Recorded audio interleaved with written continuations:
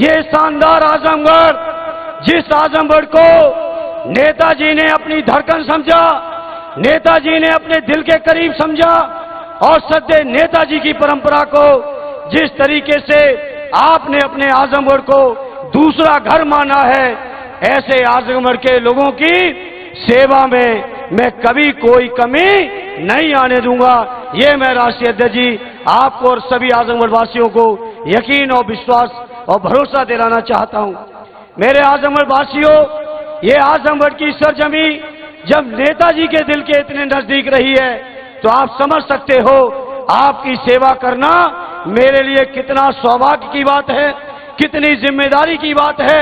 हम तैयार हैं अपनी उस जिम्मेदारी को पूरी क्षमता के साथ निभाते हुए आजमगढ़ के लोगों, आपके मान, आपके सम्मान, आपके स्वाभिमान, हर मौके पर आपकी लड़ाई को बहुत मजबूती से लड़ने का काम मैं करूंगा। ये सभी साथियों को यकीन और भरोसा दिलाता हूं।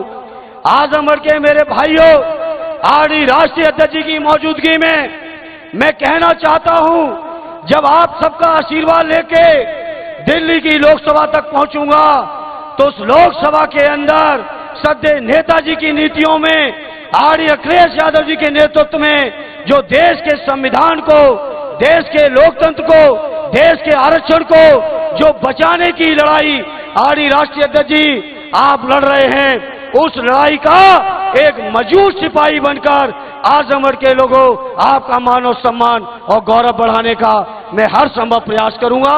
आरडी राष्ट्रीय अध्यक्ष जी को हम सबको सुनना है, इसलिए ज्यादा कुछ न कहते हुए एक ही प्रार्थना है, आने वाली 25 तारीख को इतना ऐतिहासिक वोट डाल देना कि जो लोग हम लोगों के ऊपर तंज कस रहे हैं, एक एक्सीडेंटल हार को ये बीजेपी के लोग जो तंज कस रहे हैं, इनको ऐसा पलट के जवाब देना कि बीजेपी के लोग कभी आजमगढ़ के बारे में सोच भी ना पाए।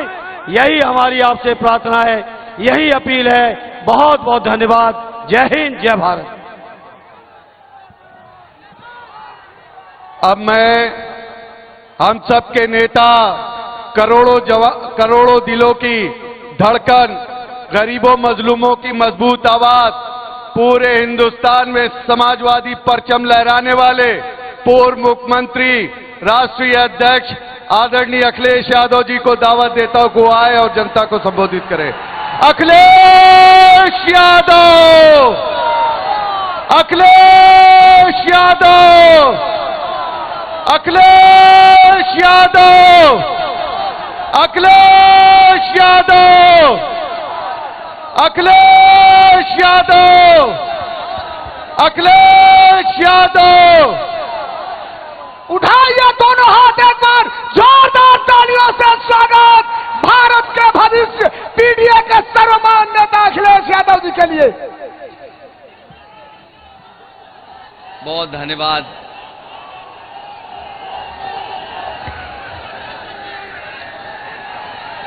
बहुत धन्यवाद।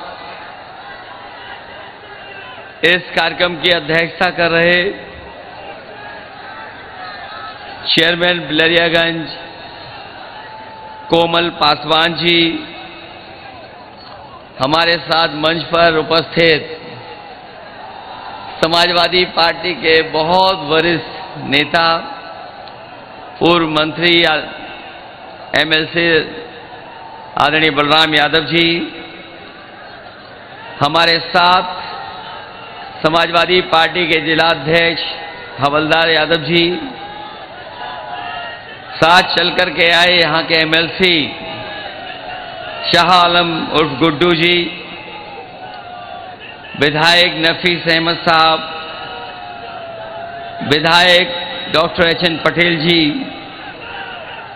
अभय नारायण सिंह पटेल जी, पूर्व एमएलसी राकेश यादव जी, जयराम सिंह पटेल जी, आरिफ खान साहब, दुर्ग विजय राम जी, डॉक्टर हरिराम सिंह यादव विधानसभा के अध्यक्ष, जगदीश यादव जी, मुख्यराम, राजेश पासवान जी, दिनेश यादव जी, आदरणीय श्रीमती सुधा राय जी, श्रीमती शीला यादव जी, यहाँ पर उपस्थित श्रीमती समा वसीम जी, गोरेलाल जायसवाल जी, हरकेश विश्वकर्मा जी, सिफ्तुल्लाह साहब अंसारी जी और हमारे बगल की लोकसभा के प्रत्याशी राजीव राय जी, मैं बहुत सारे नेताओं के जिनके मैं नाम नहीं ले पा रहा हूं, हमारी समाजवादी पार्टी के सभी नेता जो मंच पर हैं, दाईं तरफ सांस्कृतिक प्रकोष्ठ के सभी हमारे पदाधिकारी और इस चुनावी जनसभा में उपस्थित बड़ी संख्या में आदरणीय बुजुर्ग, किसान भाई, नौजवान साथी, माताएं, बहनें और पत्रकार बंधुओं, मैं सबसे पहले जहां दूर दूर तक मैं देख रहा हूं, पंडाल में तो हैं ही बड़ी संख्या में लोग, पंडाल के बाहर भी इस समय दोपहरी में जब बिल्कुल सूरज हमारे सर पर है, बड़ी संख्या में हमें मंच के बाएं से लेकर के दाएं सड़क तक और पीछे जहां कहीं थोड़ी बहुत छाया भी मिल रही है वहां भी लोग दिखाई दे रहे हैं। कुछ साथी अर्जुन के पेड़ पे चढ़ गए हैं, वो भी हमें दिखाई दे रहे हैं। मैं आप सबका बहुत बहुत आभार और धन्यवाद देता हूं। मुझे उम्मीद है कि 2024 का चुनाव जो होने जा रहा है, आजमगढ़ के लोग न केवल जिताने जा रहे हैं, बल्कि इस बार यहां की जनता ने जो मन बनाया है कि रिकॉर्ड मतों से समाजवादी पार्टी जीत करके जाएगी। और इधर न जाने क्या हो जाता है दूसरे लोगों को, आजमगढ़ का नाम लेते ही उन्हें परेशानी हो जाती है और इतनी परेशानी हो रही है कि आजकल उनके भाषणों में भाषा बदल गई है। जो हमें और आपको 400 पार का नारा देकर के डरा रहे थे, वो अंदर ही अंदर सोच रहे हैं कि अब तो जनता ने नारा ही बदल दिया, इस बार 400 पार नहीं 400 हार होने जा रही है। ये जो 400 पार का नारा थोड़ी देर में समझ में आया। जिन लोगों को गिनती ठीक ठाक मालूम होगी और हिंदी को समझते होंगे सही तरीके से, 400 पार का मतलब तो यही हुआ कि 543 के बाद जितनी सीटें हैं वही भारतीय जनता पार्टी जीतने जा रही है, एनडीए जीतने जा रही है। तो अगर 400 पार का 543 में नारे को अगर हम समझें तो ये केवल 143 सीटें बनती हैं। लेकिन जिस तरीके से वोट पड़ा है पहले चरण से जो वोट पड़ना शुरू हुआ है, आने वाले समय में जब 4 जून को परिणाम आएगा तो आप देख लेना, जो 400 पार का नारा दे रहे थे, 140 करोड़ की जनता इनको 140 सीटों के लिए भी तरसा देगी। जो लोग बिल्कुल ऊंचाई पे पहुंच गए थे, उनका काउंटडाउन शुरू हो गया है और नीचे जाते जा रहे हैं, इतना गिरते जा रहे हैं कि वो हो सकता है न जाने कहां पहुंच जाएं। और जो ये 2 चरण आखिरी बचे हैं, ये 6वां और 7वां, अभी तक जो जनता का गुस्सा नजर आया है, ये गुस्सा हर चरण में बढ़ता जा रहा है और जब 7वें चरण में पहुंचेगा चुनाव, तो जनता का गुस्सा इनके खिलाफ 7वें आसमान पर पहुंच जाएगा। ये लोग जो बड़ी बड़ी बातें कह करके हमें आपको समय समय पे गुमराह करते रहे, जिन्होंने कहा कभी कि आय दोगुनी हो जाएगी किसानों की। हमारा किसान हिसाब किताब लगा रहा है 10 साल बाद भी किसी किसान की आय दोगुनी नहीं हो पाई। और जब हमारा गरीब और किसान लागत का हिसाब किताब लगाता है तो बताओ लागत बढ़ गई कि नहीं बढ़ गई 10 साल में? न केवल लागत बढ़ी है, बल्कि जिस तरीके से महंगाई बढ़ी है और लगातार महंगाई बढ़ा करके इन्होंने हमारे गरीब किसान खेती बाड़ी करने वालों का जीवन संकट में डाल दिया। जिन्होंने बहुत बड़े पैमाने पर बड़े बड़े उद्योगपतियों का, कारोबारियों का जो कर्जा माफ किया है, लेकिन हमारे किसानों का कर्ज माफ नहीं हुआ है। इसलिए इस मौके पर हम आपको भरोसा दिलाने आए हैं। आपने इंडिया गठबंधन और समाजवादी पार्टी के बारे में पढ़ लिया होगा, जान लिया होगा, और ये इंडिया गठबंधन ने तय किया है कि जिस तरह बड़े बड़े उद्योगपतियों का, कारोबारियों का कर्ज माफ हुआ है, आने वाले समय में 4 जून के बाद जब सरकार बनेगी तो हमारे गरीब और किसानों का भी कर्ज माफ उसी तरीके से होगा। उन्होंने जब नियम बनाया तो नियम ये बनाया कि जिन लोगों का कर्ज बैंक से है और 5 करोड़ से ऊपर का कर्ज है, उन्हीं का कर्ज माफ होगा।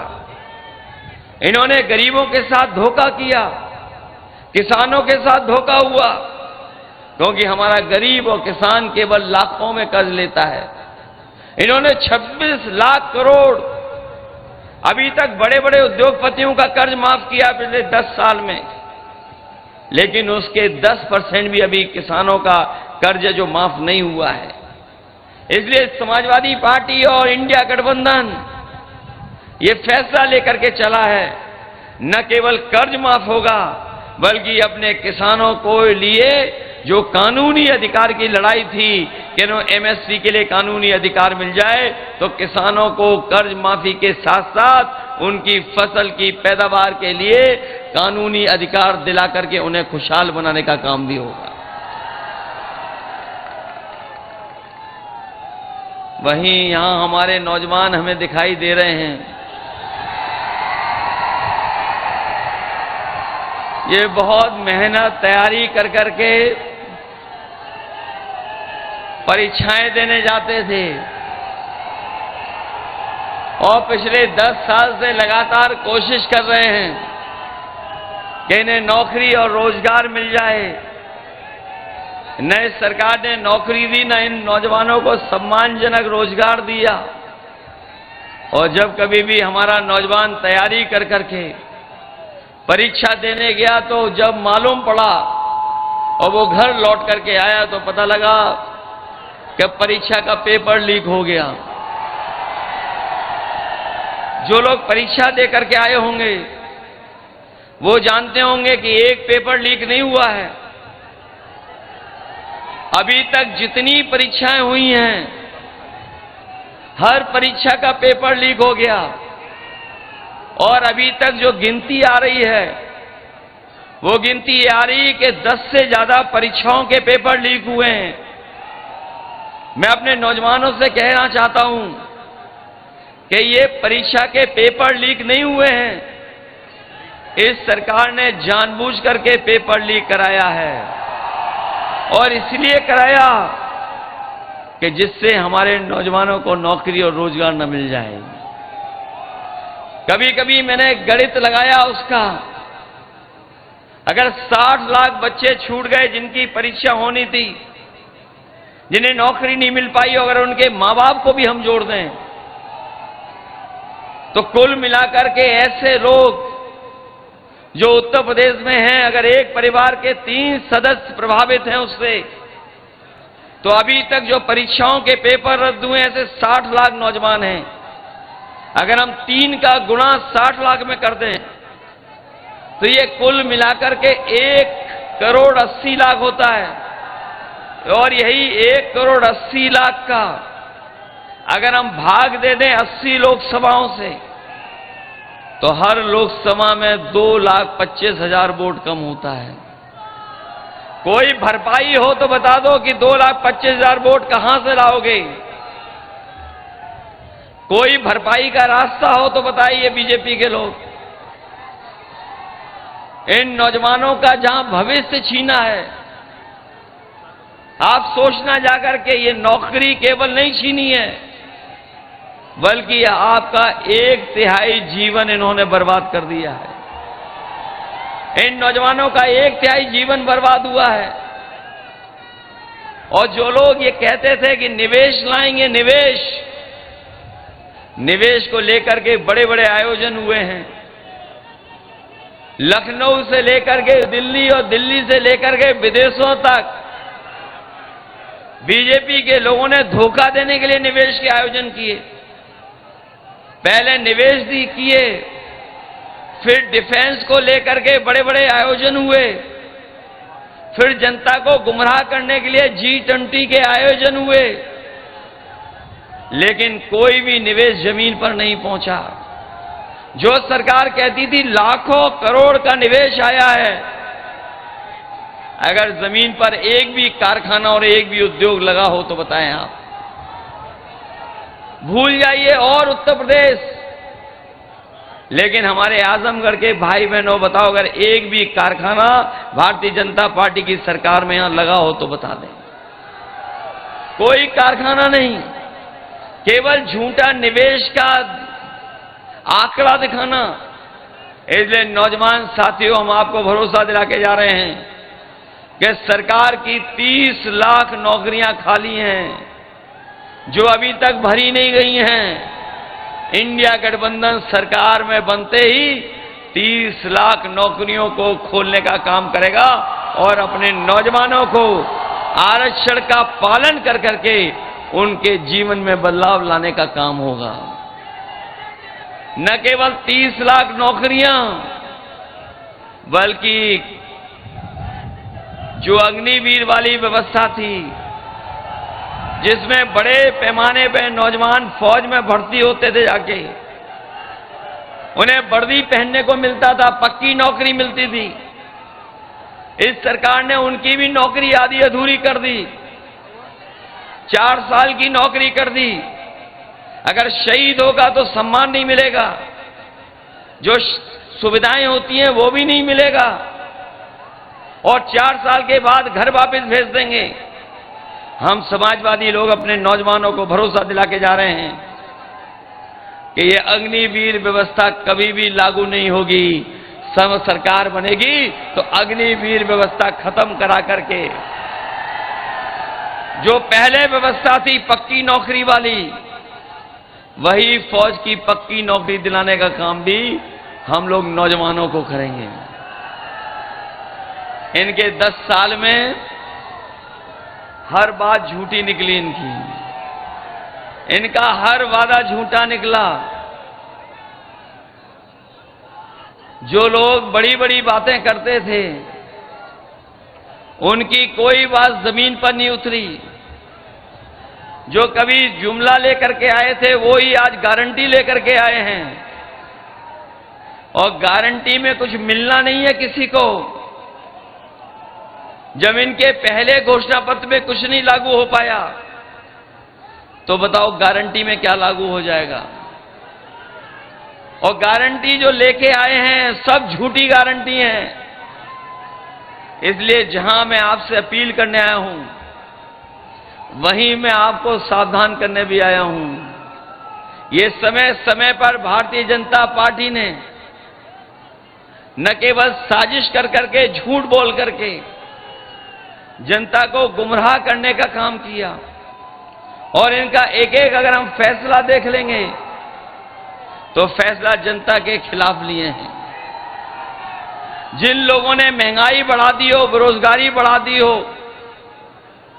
और जो लोग यहां पर हैं वो खुद महसूस करते होंगे कि इनकी सरकार में लगातार महंगाई बढ़ी है। यहां जो हमारे किसान भाई मौजूद हैं, वो जानते होंगे जब खाद खरीदे होंगे तो इन्होंने खाद की बोरी से भी चोरी कर ली। पहले 5 किलो, फिर 5 किलो, अब 10 किलो की चोरी हो रही है। यहां किसान भाई होंगे, वो जानते होंगे, डीएपी खरीदने गए तो इन्होंने जबरदस्ती नैनो यूरिया खरीदवा दी। और नैनो यूरिया इसलिए खरीदवाई क्योंकि इन्हें कुछ लोगों को लाभ पहुंचाना था। इन्होंने भरोसा दिलाया था कि नैनो यूरिया के बाद किसानों की पैदावार बढ़ जाएगी। न पैदावार बढ़ी, न कोई खेती को लाभ पहुंचा। और सुनने में आ रहा है कि जिस तरीके से बड़े बड़े उद्योगपति पैसा लेके भाग गए थे, उसी तरीके से नैनो बनाने वाली कंपनी भी और वो साइंटिस्ट लोग भी भारत छोड़ करके चले गए।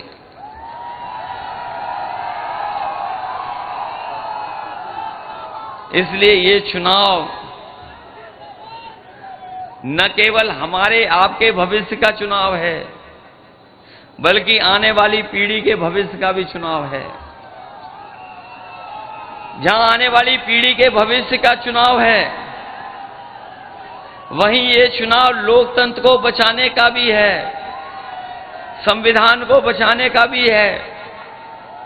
क्योंकि इधर भारतीय जनता पार्टी के लोग ये जो 400 पार का नारा दिया था, वो इसलिए दिया था कि वो संविधान से छेड़खानी करना चाहते थे, संविधान बदलना चाहते थे। लेकिन जो लोग ये सपना लेकर के निकले हैं कि संविधान बदल देंगे, संविधान बदलने वालों को इस बार आजमगढ़ की जनता बदलने का काम करेगी। ये लोग जो डबल इंजन वाले हैं, ये जो डबल इंजन सरकार वाले हैं, आजमगढ़ में तो नए तरह का मामला है। यहां डबल अभिनय वाले लोग हैं, डबल इंजन वाले तो हैं ही हैं, लेकिन डबल अभिनय वाले भी यहां पर हैं। इसलिए उनसे भी सावधान रहना। और जितना भी काम समाजवादियों ने किया वो सब खराब कर दिया। चाहे वो एम्बुलेंस हो, वो खराब हो गई। चाहे वो 100 नंबर बनाई हो, वो व्यवस्था खराब हो गई। और 100 नंबर के अलावा जो अस्पताल या जो बिजली का इंतजाम किया था, वो भी खराब कर दिया। और जहां बिजली आनी चाहिए थी, लेकिन बिजली के साथ साथ बताओ आपका बिल बढ़ करके आ रहा कि नहीं आ रहा? बिल तो बढ़ा ही दिया।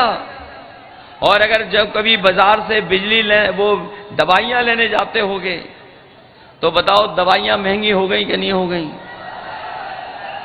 ये नौजवान जो मोटरसाइकिल चलाते थे, आज से 10 साल पहले कितने रुपए की आती थी और आज कितने रुपए की आ रही है? 1 लाख की आ रही कि नहीं आ रही? केवल डीजल पेट्रोल नहीं, गाड़ी से लेकर के हर चीज महंगी कर दी। इसलिए जहां महंगाई को रोकना है और जो लगातार ये बड़े लोगों को लाभ पहुंचा रहे हैं, जिससे महंगाई बढ़ रही है, और वो कोरोना वाले समय पे जो वैक्सीन लगाई थी, उसकी भी पोल खुल गई। अब तो कंपनी वाले ये कह रहे हैं कि जो वैक्सीन लगाई है, जो लग गई है वैक्सीन, वो हम वापस ले लेंगे। बताए हमें कोई कि जो वैक्सीन शरीर में पहुंच गई वो वापस कैसे आएगी? अगर कोई तरीका हो तो बता दो। और इलेक्ट्रल बॉन्ड से इन्होंने किसी को नहीं छोड़ा जिससे पैसा ना वसूल लिया हो। जो इलेक्ट्रल बॉन्ड लिए इन्होंने, बड़े बड़े उद्योगपतियों से पैसा वसूल लिया। कोई चंदा इतना नहीं देता था जितना इन्होंने वसूला है। चंदा लेना या देना हजारों में होता है, लाखों में होता है, कोई करोड़ों में चंदा नहीं देता। इन्होंने इलेक्टोरल बॉन्ड के नाम से ईडी, सीबीआई, इनकम टैक्स लगा करके चंदा वसूल लिया। और चंदा वसूलने का परिणाम यह हुआ कि भ्रष्टाचार तो बढ़ा ही बढ़ा, लेकिन उसकी वजह से महंगाई बढ़ गई। इसलिए आप सबसे हम निवेदन और अपील करने आए हैं कि आजमगढ़ का चुनाव अलग तरह का चुनाव है, पूरा देश देख रहा है। और अभी तक के चरणों में तो बीजेपी बहुत पीछे छूट गई है। अब तो केवल 27 सीटों पर चुनाव है। कितनी सीटों पे बचा है चुनाव? 27 सीटों पे है चुनाव। अभी तक तो हम ये कहते थे कि समाजवादी पार्टी और इंडिया गठबंधन एक सीट छोड़ करके सब सीटें जीतेगी, लेकिन अब जैसा पता लग रहा है कि हो सकता है जिस तरह से जनता का मूड है इस बार 80 की 80 सीटें भारतीय जनता पार्टी हार जाए। जब हम देखते हैं समीकरण को या हिसाब किताब लगाते हैं तो कोई सीट हमारी पीछे नहीं है। बताओ, आजमगढ़ की सीट कोई पीछे है? आपके लालगंज की सीट कोई पीछे है क्या? आपके बगल की मऊ की सीट बताइए, आप अंबेडकर नगर की सीट बताइए, आप संत कबीर नगर में पप्पू निषाद लड़ रहा है, क्या सीट पीछे है? कोई सीट पीछे नहीं है। इस बार लगता है कि पूर्वांचल की जनता भारतीय जनता पार्टी का पूरा सफाया करने का काम करेगी।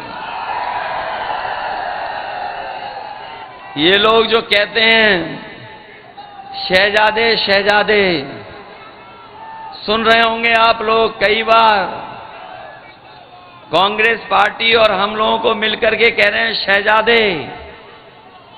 इस बार देखना, दोनों मिलकर के जो शहजादे ऐसी शह देंगे और जनता ऐसी मात देगी कि इनका पता नहीं लगेगा। इस बार शहजादे शह देने जा रहे हैं और जनता मात देने जा रही है। जो लोग G20 लेकर के घूम रहे थे, G20, ये जो G20 हैं, उस पार्टी में केवल 2 लोगों की चलती है, बाकी सब जीरो हैं। ये जो G20 के बारे में कहते थे कि हमें बहुत बड़े पैमाने पर सम्मान बढ़ा है देश का, वो G20 केवल G2 हैं उसमें, बाकी उस पार्टी में जीरो हैं। और हमारे जो लखनऊ वाले हैं, इधर सुनने में आए इनकी भी भाषा बदल गई है। ये जो समय समय पर बुलडोजर लेकर के चलते थे, इन्हें पता ही नहीं है कि लीकेज कहां पर है। इस बार जो समय समय पर बुलडोजर लेकर के चलते थे, इन्हें लीकेज ही नहीं पता, जिसके कारण सब पेपर लीक हो रहे हैं। बताओ, सब पेपर लीक करा दिए कि नहीं करा दिए? और कोई किसी को आरक्षण नहीं ले रहा, किसी का कोई नहीं छीन रहा है। अगर किसी ने धोखा दिया आरक्षण को लेकर के, तो वो भारतीय जनता पार्टी और भारतीय जनता पार्टी के फैसले, जिन्होंने हमारे आपके आरक्षण छीनने का काम किया है। ये 69,000 वाले जानते होंगे, सालों साल से ये आंदोलन कर रहे हैं, धरना दे रहे हैं, न जाने कितने दिन से लड़ाई लड़ रहे हैं। विधानसभा से लेकर के सड़कों तक इनकी लड़ाई लड़ी गई, लेकिन इनकी कोई सुनवाई नहीं है। हम नौजवानों से कहकर के जा रहे हैं, शिक्षा विभाग में जितनी जगह खाली है वो तो भरी जाएगी। इसके साथ साथ जो हमारे इन लोगों के साथ भेदभाव हुआ आरक्षण को लेकर के, उसका भी समाधान किया जाएगा। केवल एक विभाग नहीं, हर विभाग में न जाने क्या किया है सरकार ने। और हमने तो कई बार कहा और सावधान किया कि अभी तो फौज की नौकरी हुई है 4 साल की, ये बीजेपी वाले आ गए तो और विभागों की भी, और हमारी ये खाकी पहनने वाले भाई हैं, इनकी भी नौकरी कम हो जाएगी। कभी कभी पूछते ही नौकरी कैसे कम हो जाएगी? तो हम उनसे कहते कि बताओ, जो सरकार ने फैसले लिए ऐसे एयरपोर्ट को बेचने का, क्या आपको पता है कि एयरपोर्ट बिक जाएगा? किसी को नहीं पता था कि रेल बिक जाएगी, किसी को नहीं पता था कि हवाई अड्डे बिक जाएंगे, किसी को नहीं पता था कि LIC बिक जाएगी, किसी को नहीं पता था कि बंदरगाह बिक जाएंगे, किसी को नहीं पता था कि आउटसोर्स में नौकरियां चली जाएंगी, किसी को नहीं पता था कि GST के छापे मार करके व्यापारियों से पैसा वसूला जाएगा। और किसी को पता था कि अग्निवीर वाली नौकरी 4 साल की हो जाएगी? क्या किसी को पता था कि आधी रात में नोट बंद हो जाएंगे? तो अगर नहीं पता था तो हो सकता है इन लोगों की भी नौकरी 3 साल की हो जाए। इसलिए सावधान है कि नहीं सावधान सब लोग? इसलिए आपसे हम विशेष निवेदन करने आए हैं। धर्मेंद्र यादव जी पिछले चुनाव में रह गए थे किसी कारण, लेकिन इस बार तो इंडिया गठबंधन का कमाल चल रहा है, अलग तरह का कमाल हो रहा है। और अब तो गुड्डू जमाली भी साथ आ गए हैं।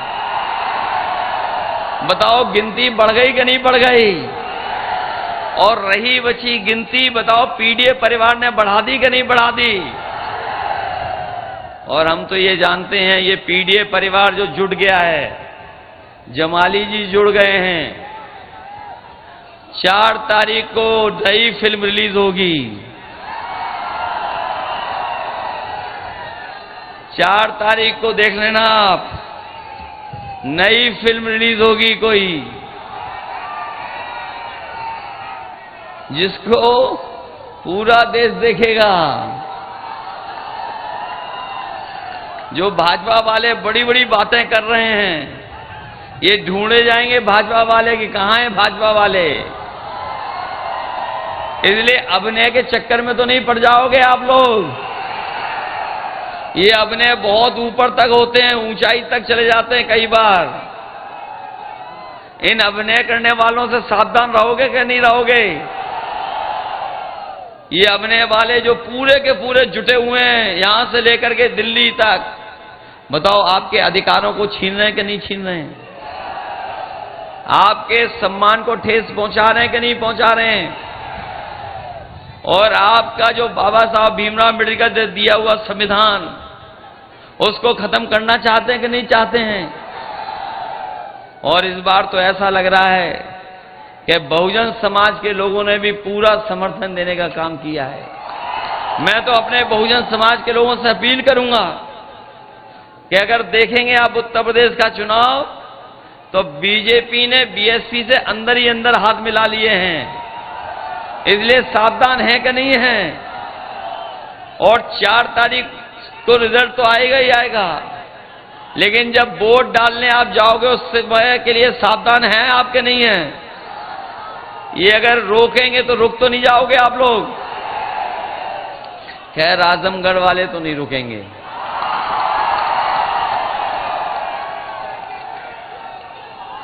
आजमगढ़ वाले तो रुक तो नहीं पाओगे। वैसे बहुत जगह रोकने की कोशिश की, लेकिन कोई वोटर रुका नहीं। और जैसे जैसे ये लोग हारते जा रहे हैं तो इनका गुस्सा भी बढ़ता जा रहा है। इसलिए आप वोट डालने वाली तारीख को तैयार रहेंगे 25 को। ये 6वें चरण का चुनाव, ये 6वें चरण का चुनाव इन्हें न जाने कहां भगा देगा, आउट कर देगा बिल्कुल, जो गिनती कर रहे थे बड़ी वाली। इसलिए आप सबसे हमारा विशेष निवेदन और अपील है कि धर्मेंद्र यादव जी को आपके बीच भेजा है। ये लगातार आपके बीच रहेंगे और आजमगढ़ से और हम लोगों का समाजवादियों का रिश्ता कोई नया नहीं है, वो बातें दोहरानी नहीं है। इससे गहरा रिश्ता किसी से नहीं हो सकता जैसा रिश्ता हमारा और आपका है। और इसीलिए आजमगढ़ हमेशा प्राथमिकता पे विकास में रहा है। चाहे हमें बड़ी सड़क बनानी पड़ी हो, ये जो बड़ी सड़क बनी है आगरा लखनऊ वाली से जुड़ गई पूर्वांचल वाली, और चाहे मेडिकल कॉलेज बनवाने हो, सड़कें चौड़ी देनी हो, अस्पताल से लेकर के 100 नंबर की गाड़ी से लेकर के एम्बुलेंस, सब कुछ नेताजी और समाजवादियों ने किया है। इस विकास में कहीं पीछे नहीं रहने देंगे आजमगढ़ को। इसलिए जहां आजमगढ़ की खुशहाली के लिए काम करेंगे, वहीं अगर आजमगढ़ का कभी भी सम्मान बढ़ाना पड़ेगा तो हम लोग सम्मान बढ़ाने का भी काम करेंगे। और अभी देखा भी होगा जब एमएलसी बनाने का वक्त आया तो सबसे आगे आजमगढ़ ही दिखाई दिया हमें। और रहा बचा मामला, जमाली साहब समझा लेंगे और बना देंगे। ये तो ऐसे ही कह दिए 2 लाख। मैं समझता हूं जिस तरह का माहौल दिखाई दे रहा है, जिस तरह का है उत्साह लोगों के अंदर, देश की जो बड़ी जीतें होंगी उसमें आजमगढ़ शामिल होगा कि नहीं होगा, ये बताओ पहले। देश की बड़ी जीतों में शामिल हो जाओगे? कहीं ऐसा तो नहीं है कन्नौज से भी पीछे रह जाओ? कहीं ऐसा तो नहीं है कन्नौज से पीछे रह जाओ? इसलिए आजमगढ़ के लोगों, देश की बड़ी जीत में शामिल होना, देश की बड़ी जीत में हो जाओगे सब लोग। इसलिए मदद करना, यही सहयोग, यही मदद मांगने में आया। मुझे पूरा भरोसा है कि आप सब लोग मिलकर के पीडीए परिवार को जहां ताकत दोगे, वहीं लोकतंत्र को बचाने के लिए एक एक वोट डालेंगे। और संविधान बचाने की ये बड़ी लड़ाई है, जहां एक तरफ संविधान को खत्म करना चाहते हैं, दूसरा हम सब लोग हैं जो संविधान बचाना चाहते हैं। हमें उम्मीद है कि जब 4 तारीख को परिणाम आएगा तो वो लोग जो संविधान को खत्म करना चाहते हैं वो देश से हमेशा हमेशा के लिए साफ हो जाएंगे। और संविधान बचा करके हम आपके अधिकारों को, आपके सम्मान को और जो अधिकार हमें मिले हैं उन अधिकारों को दिलाने का काम हम लोग करेंगे। आप सबका बहुत बहुत धन्यवाद, बहुत बहुत आभार प्रकट करता हूं।